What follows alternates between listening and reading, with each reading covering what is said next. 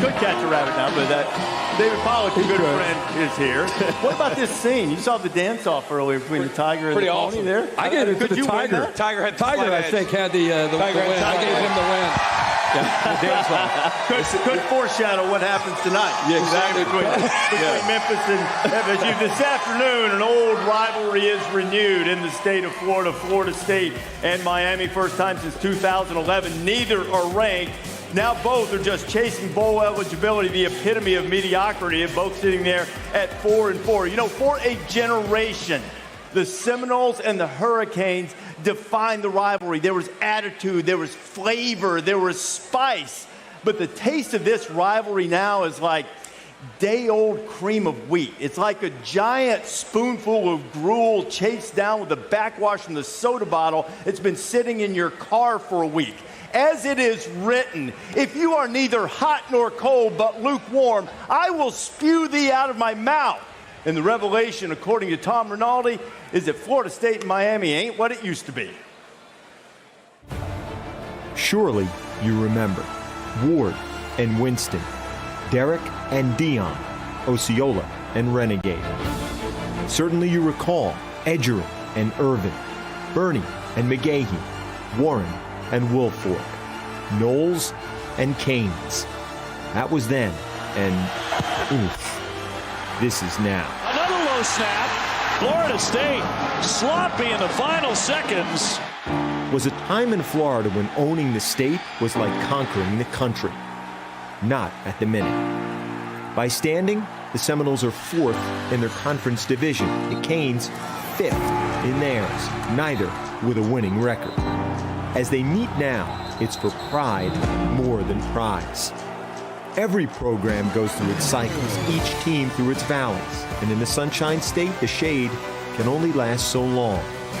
So it may be a dark time, but here's some lasting light. One will own this day at the expense of the other. Since 2006, you see, this has really been a couple of programs that have been mostly mediocre. I know Florida State has a championship in there and a playoff appearance, but they've really slipped in the last couple of years as Willie Taggart's program tries to find its footing. Just the second year, just the first year for Manny Diaz. But you look at this now, and you could see a season going south depending on what happens today. I think the season's kind of already gone south, but not to expectations of what they wanted. But I got a bear comment for you. You ready? Yeah. I got an over/under in this game. Over/under quarterbacks played in this game. I'll go 3.5. Okay. Take the over/under. I mean, both these teams playing over for sure. 4 quarterbacks. Trying to figure out what their identity is. It's just it's definitely not pretty times. How did we get here? It's frustrating. How did we get here? I don't with these programs. How did it get to this slipping offensive line recruiting at Florida State? Yeah, and really just slipping overall recruiting. And I think Alabama and Michigan and Ohio, other schools coming in to South Florida. Miami, think about the hires they made since the glory years back in 01, 02. They hired Larry Coker, Randy Shannon. Then they had off-the-field issues. They brought in Al Golden, who kind of inherited that mess. And then Mark Richt came in. Now we're at Manny Diaz in the first year. I mean, it's been a long time since this thing has been going in the right direction with recruiting. Yeah, neither team has been able to hit on the quarterback. You know, you think about the special players they've had, like primetime Deion Sanders up in Tallahassee and Charlie Ward. I mean, but listen, I live in Miami, and the fan bases, this is like a bowl game for them. They're still excited about this. Today? I think today, well, it seems like Florida State's going to start, like you talked about the quarterbacks, I guess Alex Hornibrook, which in my opinion, I wouldn't do that simply because Miami's going to come after him. I mean, he's like a statue back there. He's not very mobile. They're going to put a lot of pressure on Hornibrook. I think that Miami may go up to Tallahassee and get this game. But they're going to start Jaron Williams, who's just as immobile as Hornibrook is. You know, you said one thing, neither team had hit on a quarterback. Both teams going to get their quarterback hit. Without a shadow of a doubt in the country and giving up sacks. But Florida State has gotten a little bit better recently in protecting. And here's to me, Florida State wins this game because they got the two best players, offensively and defensively. I mean, Cam Akers is a guy. He's good. Mark Wilson on the defensive line is an animal. He's one of the best defensive tackles in the country. I think Florida State will win. This come down to field goal. Bear, you're a Miami guy. What's this like for you to watch Miami to Florida State? That's a good question. We got a Miami guy up here on set. Doesn't even matter. It's hard. It's hard to watch. It's hard to imagine. But you go back and you try to think about this. Miami in the 80s. They're always going to be good. Kind of like you say, Clemson or Alabama. They're always going to be good.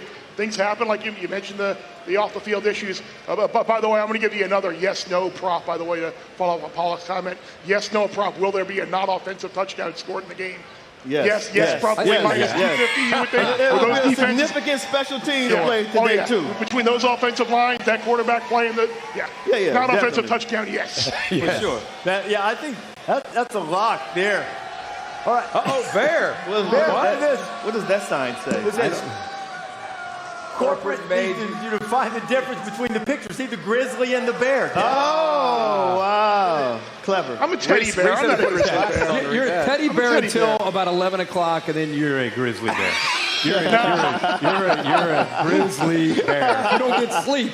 Shut it down. Bear gets hostile. How about middle seat situation row 22? Yeah. If you ever see Bear on a flight, don't touch his chair. Don't even think about grabbing the back of my seat. I've heard about it. Don't grab the back of the seat to get up. Yeah. You do this to get up. You don't need to do that.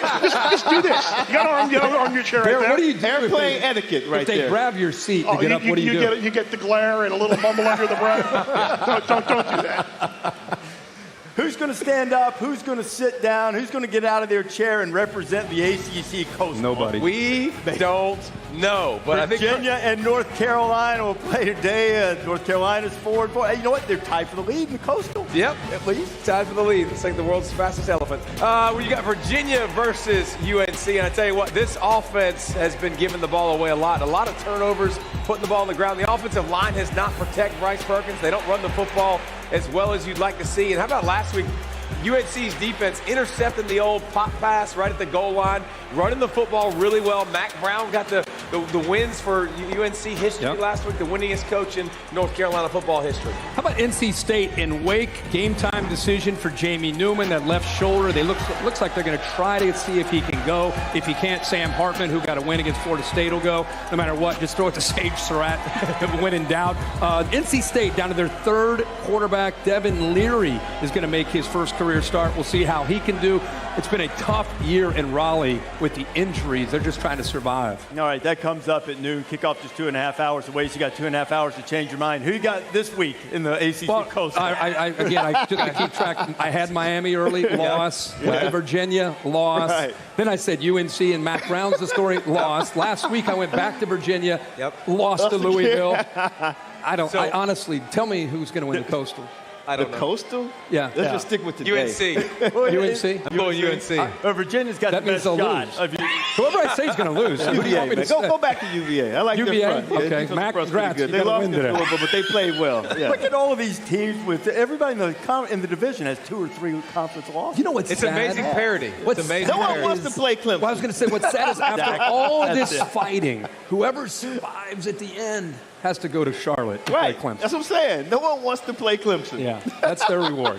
I know this is a little bit. I know it's a little bit snarky, but the real winner in the Coastal is going to be whoever finishes second. Yeah, I agree. doesn't have to do that. Good point. Go take care of it. Great point. Sports Center's coming up at the end of the night after Memphis SMU's, who Brady White's able to do. Also, Michael Eaves and Zubin Mahente will have UFC 244 Masvidal Diaz post-fight coverage. Herbie will be there. Biggest Week 10 takeaways. Sports Center coming up after boxing on ESPN and the ESPN app. Man, on Beale Street, this is one of the great destinations in America. You get a vibe. It's like a Bourbon Street, Vegas kind of vibe sometimes. Happens on Beale Street, stays on Beale Street. That's behind the set.